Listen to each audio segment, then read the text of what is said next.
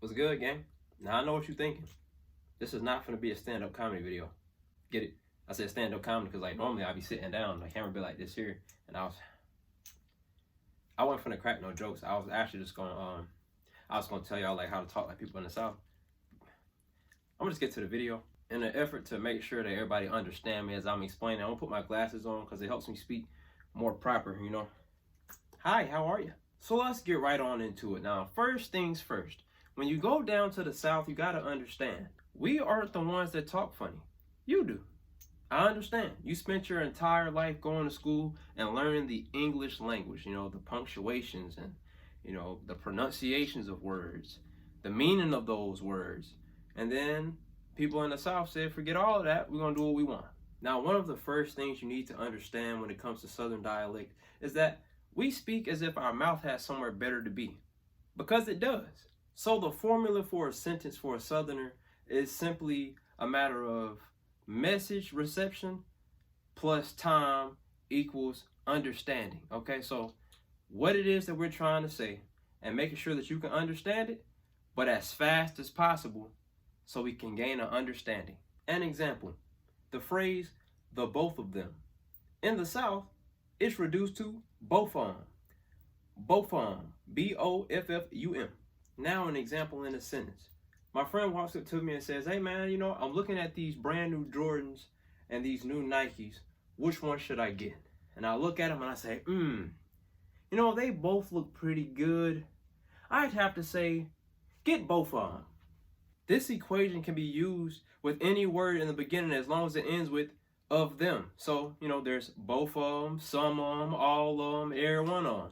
Another phrase that uses this formula is didn't even. Now, when it comes to didn't even, it doesn't matter who did it as long as you know that they didn't even do it. So, for instance, if it was a guy, you would say he didn't even in regular English. But in the South, we say he ain't even. Again, it's subjective. So it's he ain't even, she ain't even, they ain't even, we ain't even, hell, I ain't even.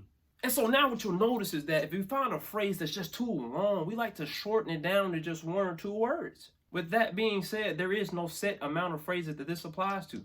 If we see a sentence and we say, there's a way I can shorten that, we do it. And then everybody else just catches on. And just when you thought you figured it out, you find out that it doesn't even apply to just phrases. We even shorten words. Like for instance, I am from Mississippi. That is the first time in my life I've said Mississippi. In Mississippi, we say Mississippi. That's it. Me personally, I just like to call it the sip. There are certain parts of a word that do not exist in the South, okay? Like the TH sound, you know? When you see something, you say, hey, look at that over there, okay? In the South, we say, look at that over there. Now, maybe it's just the black people, okay? Because, you know, we do have them African roots. And African people do say, do you know the way? You know what I'm saying? Maybe that's what it is. But D replaces TH. What's that? Who the hell? Southern language. Words like store, door, more, for. In the South, sto, do, mo, fo. We simply just don't see the need for the extra letters if you know what I'm talking about. You have reached a learning checkpoint. In order to make sure that you're catching on to the dialect, we have to test your skills. Just then, I said, if you know what I'm talking about. I need you to think to yourself, how would a Southerner say that? I'll give you 10 seconds. 1, 2, 10. I told you, Southerners shorten everything, fam. It's nam tamat. Now, another common concept in the Southern language is a word having multiple meanings. Now, the question everybody wants answered. Well, how do you know what the word means? See, Southern language is very tonal, okay? The word has meaning based on the tone that you said it in. I'll set the scene for you. You're at a Walmart, you see a person, and you go up to greet them and you say, what's up? Now, in that tone, they'll probably tell you what it is they're up to. Now, same scenario, you go up to that person and you say, what's up? In this scenario, they'll probably tell you the state of their mental health, you know, because you asked it in a way of concern. Same scenario, you walk up to a person and you say, what's up? They probably gonna knock your head between the Dollar Tree and Sally's, because there's always a Dollar Tree by Sally's. Same scenario, you walk up to that person and you say, what's up?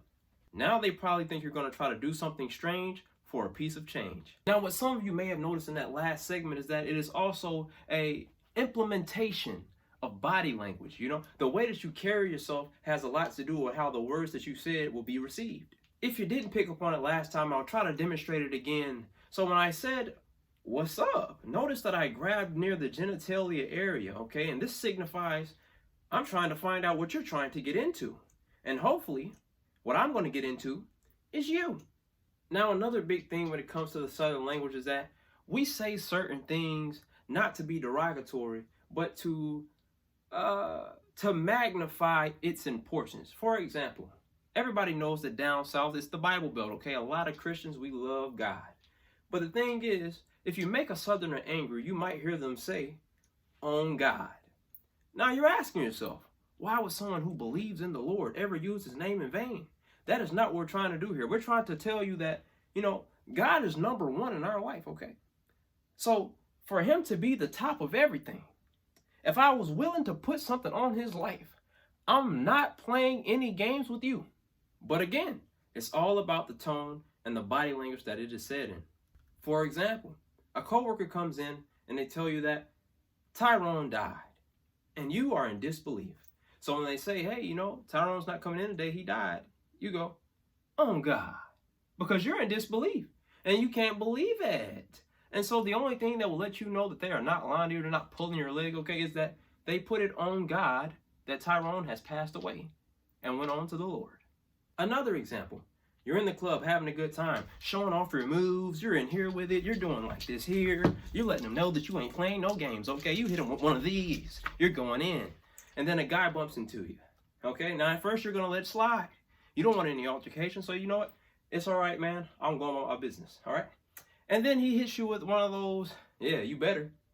Now he's somehow found a way to awaken that Neanderthal that lays inside of you. And you say, "You know what? If you do that again, on God, I'm going to put these hands on you." Now, in this scenario, "on God" was used to be a final warning to the person who clearly lacks the emotional and mental intelligence to solve a dispute in a way that does not result in violence. And so you let them know that, hey, if you continue to go down this path of foolishness, I'll be forced almost to put the good old hands on you. And since we're on the matter of fighting, I feel like it would be the perfect time to tell you some of the phrases that will let you know you're about to get hit. Now, this is one of the most common ones. It's usually paired with a square up, okay? Because like I said, it's a body language thing. "What's up? What's up?" This move can come with a variety of stances, so you just got to know. Sometimes it's a pulling up of the pants, okay? "What's up? What's up?" Sometimes they put a wind up on it. "What's up? What's up?" Now you got to understand that based on the stance that they take, you might not need to be alarmed. But if they take this one right here, only one of two things are going to happen. Either you're going to get punched in the back of the head while you're walking away, or you're going to get shot. And then, of course, last but not least, it's not even a "what's up." It's just the stance that says "what's up" in itself. And it's just a... Okay, let me do that again. Okay. Another phrase that's commonly used is, "I'ma fan your ass down." Now, at this point, it's no longer about letting you know that you're going to get in a fight, but how you're going to get beat up, okay? A fan your ass down is simply, you know, kind of like if you ever seen the movie Ip Man, you know, Wing Chun, where it starts here and then you just end on the ground, knuckle sandwiches all day long. Another phrase that lets you know you're about to be in a physical altercation is someone saying, "I can show you better than I can tell you." And this is more of letting you know that while I would like to inform you of what's going to happen to you, it would be way easier for you to understand if I just did it to you. And they gonna do it to you. Now, this next one you want to memorize, because this one does not tell you you're about to get beat up. This one tells you that your life is possibly in danger. Like, you might die. You're in a verbal altercation and someone says, "On," insert a loved one's name. In this case, it's going to be grandma. "On my grandma's grave, I'm going to do this to you." Understand, their mind is already made.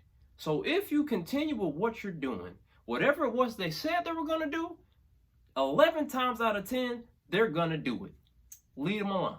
Now, on the rare occasion that you come across a Southerner like myself, when we hear a phrase of that nature, we just respond with something like, you know, do you love that individual? Because I'd hate to have you lying on their grave like that. If someone says this, it's because they know that they can at least match or exceed what it is that you are willing to do to them. For example, on my mama's grave, I'll fan your ass down. You would come with the response of, do you love your mama? Because I'd hate to have you lying on her grave like that. And what that means is, I have a gun. Unless you're trying to meet back up with your mama, you should probably just keep it pushing.